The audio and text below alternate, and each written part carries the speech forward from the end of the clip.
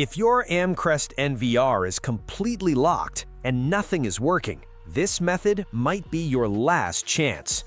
You can't access the menu, you can't reset the password, and now you're stuck? But there's one powerful method left, the hardware reset button. But here's the catch, not every Amcrest NVR has this feature. Subscribe our channel for more videos and hit the bell icon. First, make sure your NVR is powered on. If you want to save your data and hard drive, unplug it first. This step is critical. Next, locate the reset button. It might be on the back or hidden inside on the motherboard.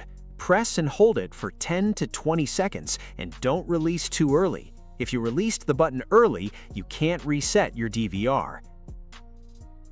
After a few seconds, the system will automatically reboot. And just like that, your NVR is back to factory settings. But be careful, opening the device can void your warranty.